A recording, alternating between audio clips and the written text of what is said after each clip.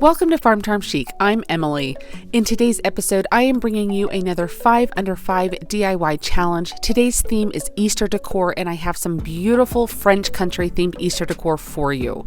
I'll tell you a little bit more about this challenge later on in the video. But if you like crafting, DIYs, dupes, hacks, thrift flips, or just creating in general, I would love if you would consider subscribing. If you do like any of today's projects, remember to hit that thumbs up. But let's go make some DIYs. I absolutely love working with this tin, like faux tin tile that you get at Dollar Tree. I buy like several of them when I find them because they're so great to work with. And they come in lots of different colors, but I love that it's the white and silver now.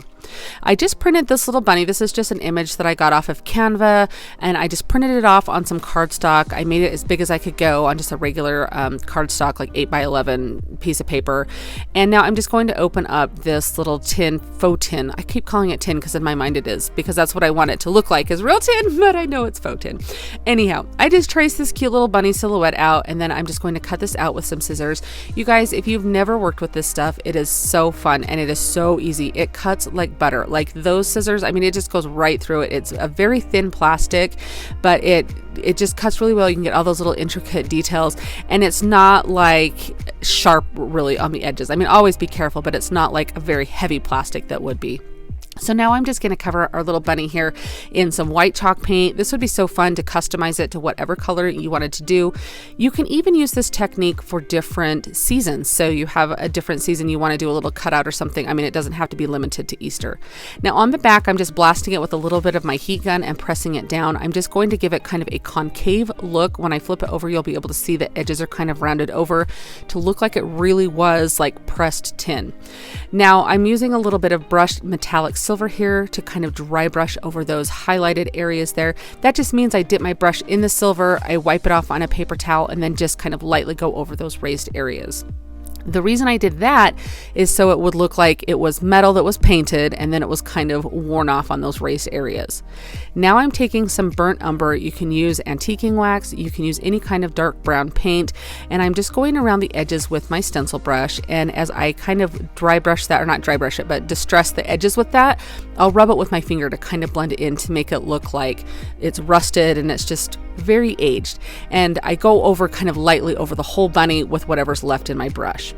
Now this picture I got at Hobby Lobby during one of their 75% off sales. This is from spring of last year.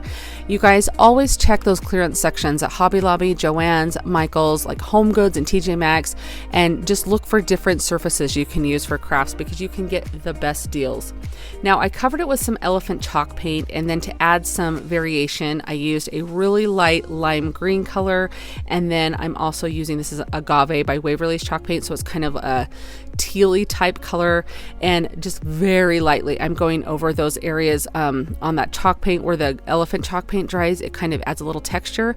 This just makes it look almost chalkboardy, I guess, but I just love the variation that adds a little bit more detail to it.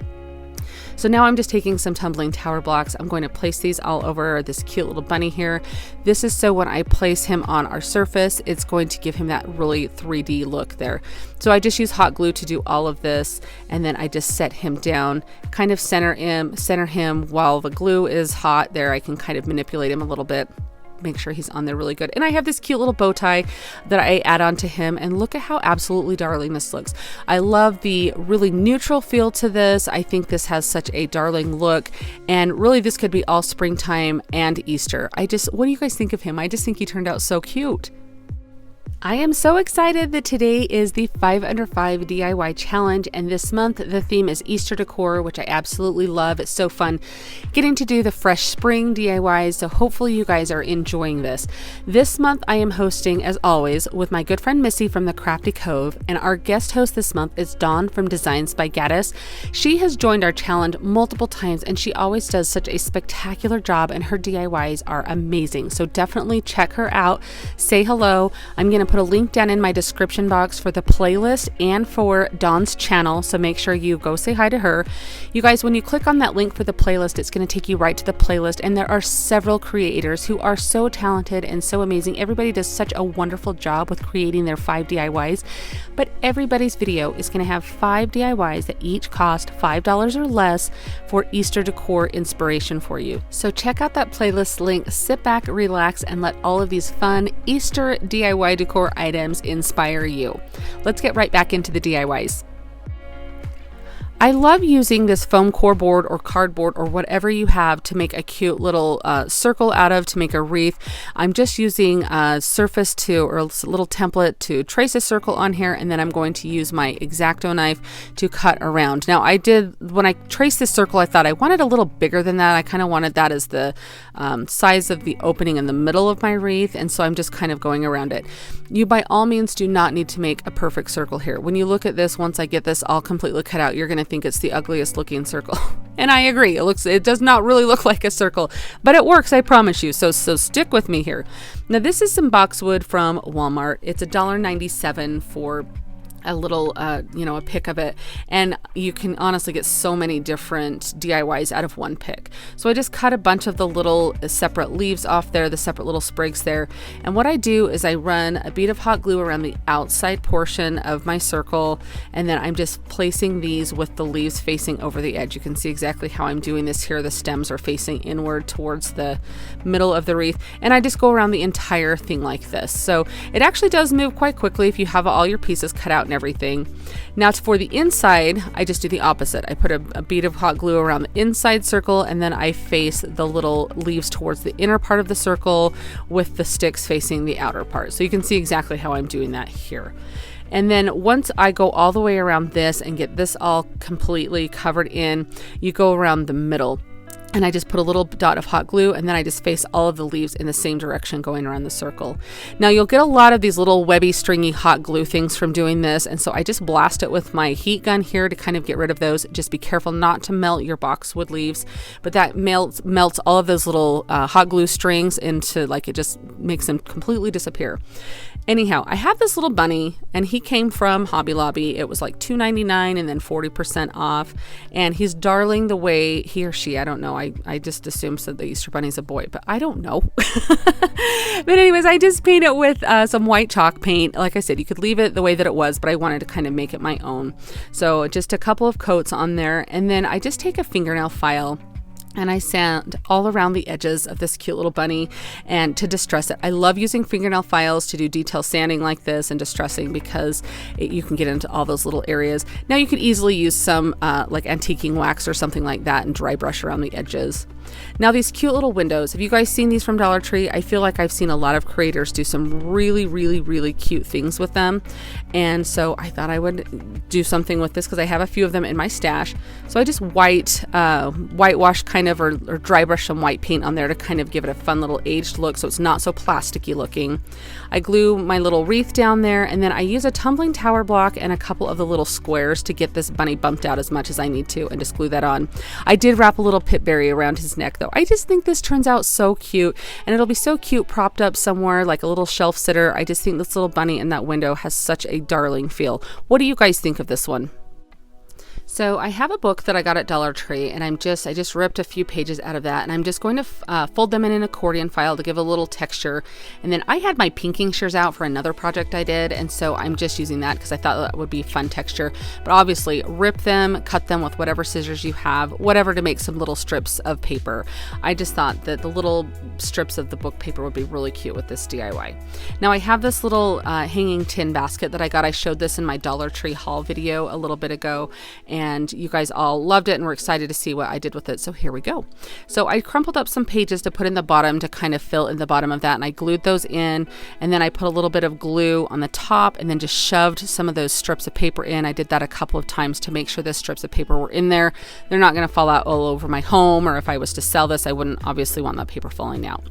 So I have this napkin, and it came from Hobby Lobby. I did a cute little Easter decoupage project in one of my other videos that this was was left over from. So I'm just using some water on a paintbrush, and I'll just kind of tear around the edges here to give kind of that natural torn look to that. I just thought that this image was so cute and really looked like French country vintage something. So I really thought this would be darling. So on the front, I just did some Mod Podge. That's what I put on the front of the basket there. And then I'm just lightly pressing this down. It is a napkin, so you want to be very delicate with it because it can tear very easily.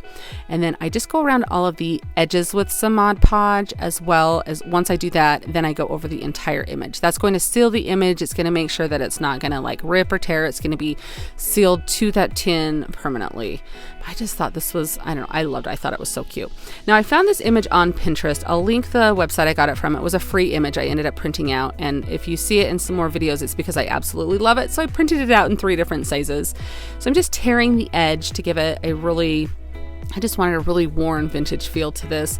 And I have this little aging kit that I got at JoAnns, but you could easily use some like antiquing wax or some brown paint to kind of go over this to age it. I crumpled it up and I kind of just put this all over it to make it look really old.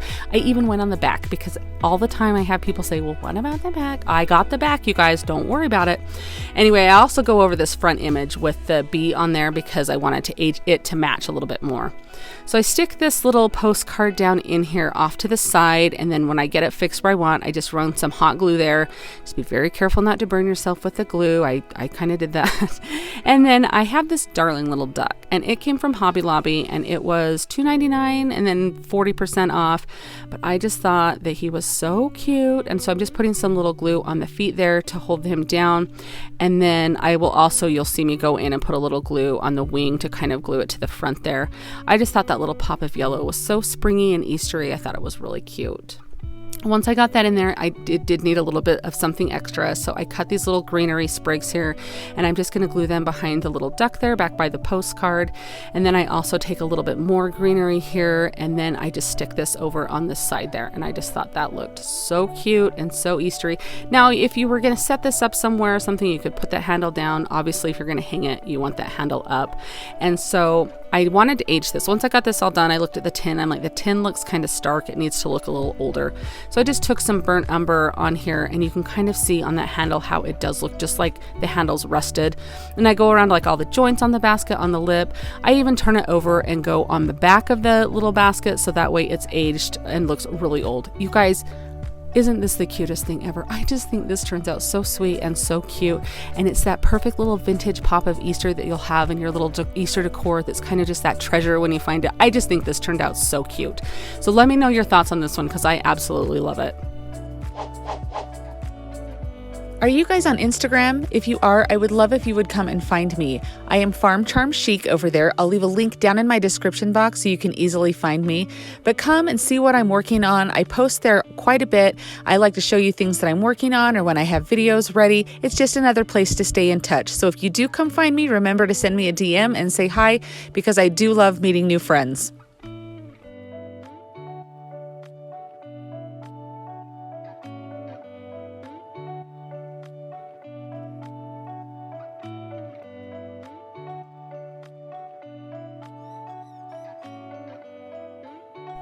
This project is really like bare minimum 2 projects in one. You could probably even say 3 projects in one. I'm just lumping them all together in this one section of the video. So I'm taking some fabric. I bought 1/3 of a yard. You can see I could easily probably get like 2 or maybe even throw at least 2 more bunnies out of it. And so I'm just tracing. This is an image. I'll leave the link to this down in my description box. I just got it off of Canva, and I'm just going to cut this out very gently to make sure we're going to make these cute little pillows out of this. I saw these in a store that I went to recently and thought they were darling, and I thought I'm going to do my best to try and recreate this. So you guys, we're going to try and do a blanket stitch. I've never done this before. So I'm using some embroidery thread, and then this is a tapestry needle.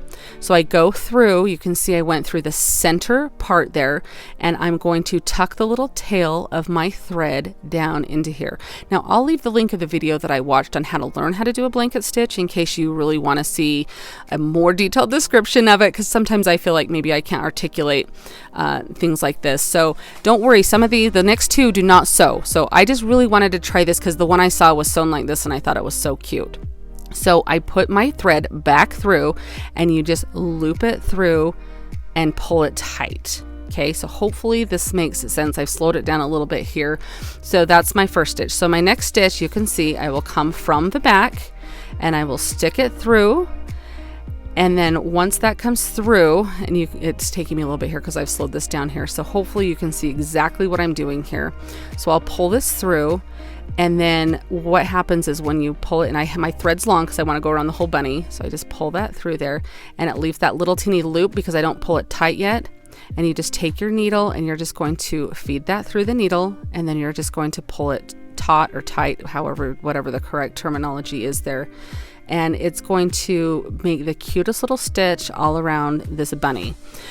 You could easily use a sewing machine if you wanted to. I've just never done this before, and I thought it would be kind of fun. I like to challenge myself and do new things. So you go from the back, you pull your thread through, it leaves this little loop because you don't pull it tight yet, and then you feed your needle through that loop. My loop got a little tangled there, so I just straightened it out.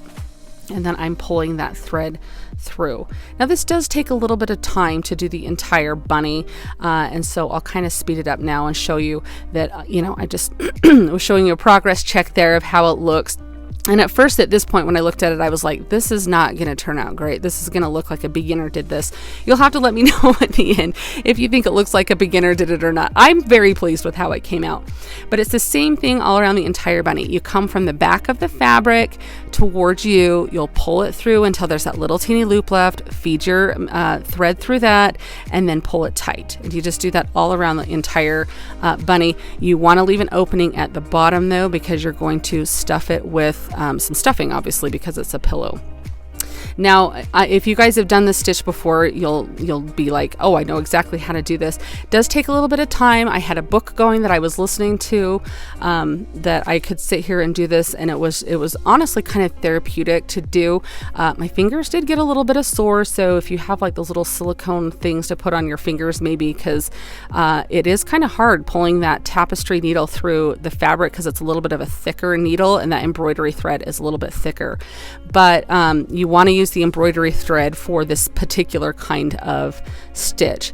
Now you could easily do a contrasting. I kind of got a similar color to what my material was, but you could easily do like a contrasting one so it showed up more. I kind of got one that blended in because I didn't want it to look really bad and be totally like blaring like a different color. If it really looked bad, I wanted it to blend in. So again, just go around the entire bunny like this.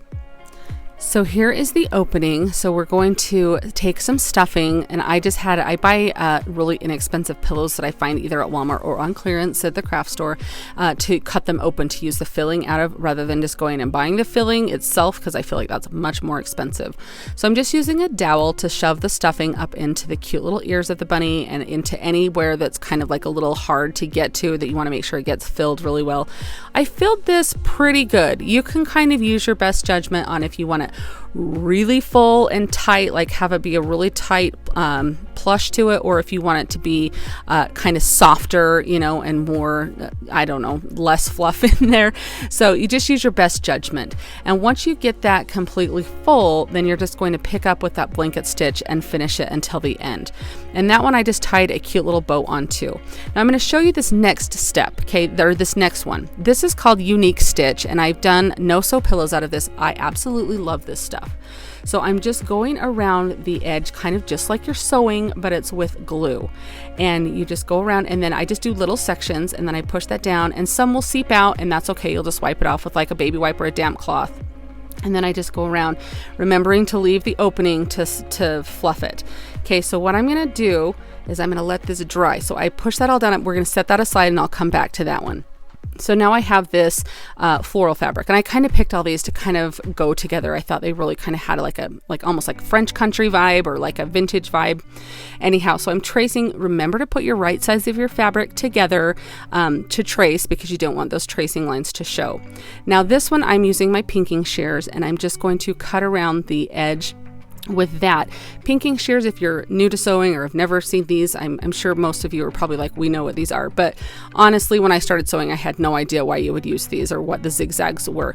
So it cuts the fabric in a way that the fabric will not fray. So I'm going to leave these edges raw on this one. And so this is so they won't fray. Now you could cut it with typical scissors because pinking shears are kind of expensive. And then you could just have the fabric fray around the edge, would be absolutely darling. So now I'm just taking some hot glue, same thing as I did with that last one with the fabric glue, and I'm just going around the edges. Now this one I'm going to leave like this. My other bunny I'm going to flip inside out and have no seams on it showing. So this one just going around those edges. I thought these little pinking shear edges, little zigzaggy edges like this would be so cute on this one. I just wanted to do a few different styles of this particular DIY because I just thought it was so fun. And I have this little glue gun. This is not fabric hot glue. I know they make that, so you could use that. I don't anticipate these plushes getting a lot of use other than sitting like on a basket or on a shelf or something. So just leave an opening in the bottom. And then the same method, you're just going to stuff this. I use a dowel to get the stuffing all up in the ears. If you happen when you're stuffing to notice that the glue has come undone or something, just add a little bit more glue. So I just keep stuffing this bunny until, again, I just use my best judgment with how full I want it. And then you're just going to use your glue to close off that bottom gap there. And so I so apologize that I'm out of frame on this and don't show that. And then I'm just taking some of the other fabric, that little striped fabric, and I make a couple little strips of it to do a little tie, and I just fray the edges and tie that around for his little neck. I just thought that was so cute. I just love how this turns out, and I just kind of cut them off at an angle there, and I just think he turns out darling. So now we're coming back to this cute little plaid bunny here. So I just turned him what will be right side out, and so I wanted all of those seams on the inside. Now honestly, if I was to do this again, I don't know that I would use the fabric glue. It works just fine. It's just closing it up, I end up having to use hot glue because the fabric glue, I've never really done something that was this tightly filled with the fabric glue. So I mean, it definitely works. Just know that when you're closing it off, you're probably going to want to use hot glue. So I use a dowel to get all of like the ears poked out where they need to be, the little tail, the little front feet, so that way everything is popped out. And then same method of filling it with the plush. And then you can see what I do is I put a little bit of the hot glue. I think right here I'm just showing that I'm closing it, and I'm realizing that I can do this. But what I do is I put a bead of hot glue down and then fold the fabric kind of over itself to kind of make it look like a clean edge, not the raw edge of the fabric. And then I end up gluing those two together. So hopefully you can see what I'm doing here to close this off. It ends up absolutely darling, but I would probably just stick with hot glue next time when I did it. Or maybe not do one that I turned inside out unless I was actually sewing it on a sewing machine, just because of the small intricate details. Now I took this little floral fabric and cut some strips of it to make a little scrap bow, and I just tied it off with the embroidery thread. And then I just tied it on the back of this little neck of this cute little bunny here. And then I had this little thumbtack type thing. It was like a brass tack that I had, and I just cut the little pin on off the back of it and then put it on the front there. But don't these turn out adorable? These look exactly like the ones that I saw in this little boutique, and I just think they're so cute. I made them. I actually learned how to do a blanket stitch, which I've always thought, oh, I'll get around to that. I actually did it, and I'm just very pleased with how these turned out. These would be so cute to have like in a little booth if you did that. What do you guys think of these? Are these something that you would try? I just absolutely, I know I always say I absolutely love them, but you guys, I really do. I'm so proud of how these turned out.